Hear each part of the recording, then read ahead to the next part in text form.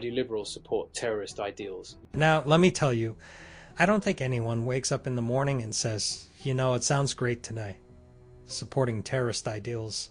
I can barely get out of bed without thinking, how do I avoid scrolling through my ex's social media? And speaking of supporting crazy ideas, have you seen the new trend of toxic positivity? It's like when you're having a rough day and your friend tells you to just think happy thoughts. Listen, Karen, I'm about to think about launching my coffee mug across the room if you don't stop with the good vibes.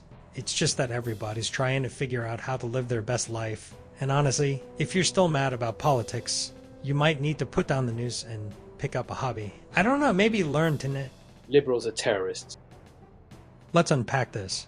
First of all, if liberals are terrorists, then I think we all need to reevaluate our definitions. I mean, can you picture a group of liberals huddled together plotting a new coffee shop?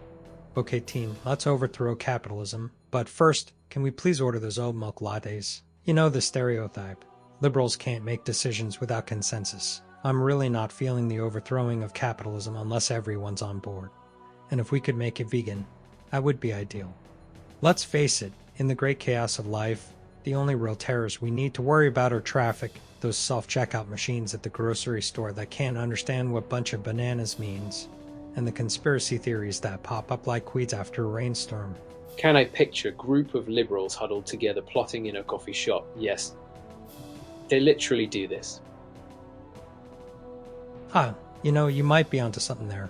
Maybe those lattes are the secret fuel for revolution. Picture it, a cozy coffee shop filled with artisanal pastries and an aroma that could make anyone forget their student loans. And there they are. Laptops open, ready to craft a manifesto, while arguing about the best bean-to-cup ratio.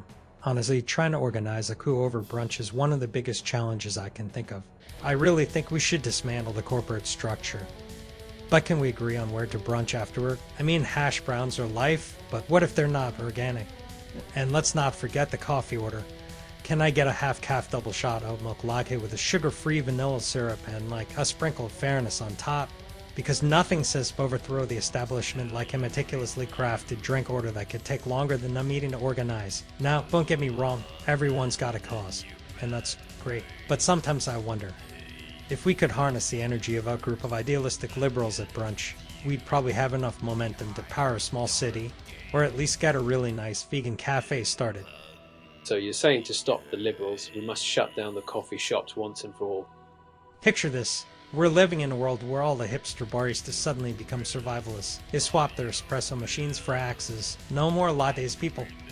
We're brewing rebellion with a side of organic kale chips now. Can you imagine how chaotic this would get? The cafe protesters taking it to the streets. We will not go quietly. We demand oat milk in every store. And also, more avocado toast. But here's the kicker, friends. Without those coffee shops, where would the liberals congregate? The parks would be overrun. All right, let's sit in a circle on this grass and figure out how to end capitalism. But wait, there's a great food truck over there. Can we get snacks first? Them liberals, they don't do no peaceful protesting. They're actually quite often violent riots. It's like trying to order decaf in a crowded cafe. Everyone's got an opinion, but let's break this down. There's a difference between a peaceful protest and what might turn into an outright riot. I mean, who knew that holding a sign that says, "Save the planet" could somehow escalate into throwing a Molotov cocktail? It's like, didn't you just want to save some trees? Why is there now a bonfire? Now, I have to say, I get it. People get fired up. When you've had 3 cups of your strong organic coffee, there's a likelihood of ideas coming a little heated. It's like, sure, we were just going to sing Kumbaya, but now we're building a barricade out of recycled cardboard. But violence, that's no way to promote an idea. It's like trying to win a debate by breaking out into interpretive dance. Did they just hit me, or are they expressing their feelings about capitalism? I can't tell. Who has energy left after all that caffeine? Thanks for sticking with me, folks. Keep the peace in your cups. I prefer keeping my peace in a cup, knowing the liberals have a propensity towards dirty tactics. Let's talk about those dirty tactics you mentioned. It's like a game of political bingo out there. You've got your standard whataboutism on one side, and on the other, look over there, a squirrel. I mean, if we're playing dirty, at least let's make it fun, right? Now, I'm all for spirited debate, but some tactics are just insane. We're going to reverse climate change. Really? How about we start with cleaning up that coffee spill you just made at the counter?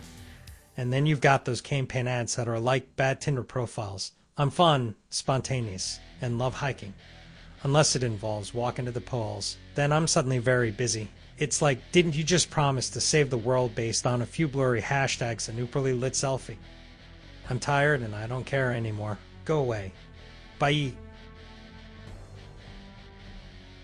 And there they are, laptops open, ready to craft manifesto, while arguing about the best bean to cup ratio. Picture this. We're living in a world where all the hipster baristas suddenly become survivalists. They swap their espresso machines for axes. No more lattes. People, we're brewing rebellion with side of organic kale chips now. But let's break this down.